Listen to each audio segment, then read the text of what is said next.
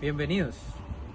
En este video exploraremos cómo la justicia penal militar en Colombia puede convertirse en un mecanismo de impunidad, analizando su estructura, el uso discrecional del poder y su relación con el ámbito político. Para ello, explicaremos nuestra metodología, objetivos y el problema central de nuestra investigación, basándonos en normativas como el Código Penal Militar y en informes de organismos internacionales. Nuestra investigación se basa en un análisis documental y estadístico. Hemos revisado el Código Penal Militar, o sea, la Ley 1407 del 2010. Hemos revisado sentencias de la Corte Constitucional, informes de la Comisión Interamericana de Derechos Humanos y datos del Centro de Memoria Histórica.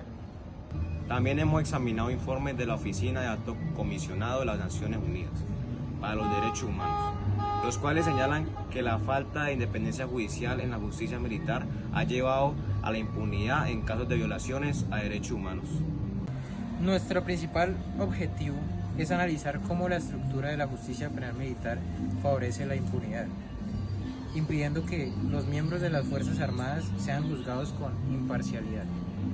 Además, buscamos identificar las causas de este fenómeno y sus consecuencias para la protección de los derechos fundamentales y el equilibrio democrático. Como lo señala la sentencia C-878 de 2014 de la Corte Constitucional, los delitos de lesa humanidad no deben ser juzgados por tribunales militares, pero en la práctica esto no siempre se cumple. El problema central es que la justicia penal militar en muchas ocasiones no actúa con independencia e imparcialidad. Se convierte en un sistema donde todos los militares juzgan a sus propios compañeros, lo que genera conflictos de interés y falta de una sanción efectiva. Esto plantea la pregunta: ¿la justicia penal militar es un verdadero mecanismo de rendición de cuentas o un escudo de impunidad para ciertos actores? Según el informe de la CIDH de 2022, en muchos casos de falsos positivos, los militares acusados fueron juzgados dentro del fuero penal militar, estando condenados en la justicia ordinaria. Las principales causas de la problemática incluyen, primero, estructura institucional. El Código Penal Militar permite que las Fuerzas Armadas mantengan control sobre los procesos judiciales. Segundo, falta de independencia judicial. Los jueces militares provienen de la misma estructura que investigan, lo cual impide decisiones imparciales. La Corte Constitucional, en la sentencia C-454 del 2006, declaró que la justicia penal militar no debe usarse para proteger a los miembros de las Fuerzas Armadas en casos de violaciones a los derechos humanos. Tercero, protección política. En algunos casos el fuero militar ha sido usado como escudo para evitar que los militares sean juzgados en la justicia ordinaria.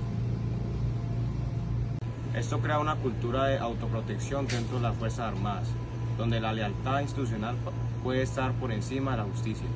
Un ejemplo de esto es el caso de los falsos positivos, donde más de 6.400 ejecuciones extrajudiciales fueron registradas entre 2002 y 2008, según la Jurisdicción Especial para la Paz. Además, la impunidad en la justicia penal militar debilita el Estado de Derecho y genera tensiones entre las instituciones democráticas. La falta de condenas en casos de corrupción dentro de las Fuerzas Armadas también ha sido señalada por la Contraloría General de la República. Falta de reparación para las víctimas. Organizaciones como la Fundación para la Libertad de Prensa han denunciado que en casos de violencia militar contra periodistas, los responsables rara vez son condenados. La justicia penal militar es un sistema necesario para mantener la disciplina dentro de las Fuerzas Armadas, pero cuando no hay independencia y control efectivo, se convierte en una herramienta de impunidad. Gracias por ver este video. Esperamos haber aportado información relevante.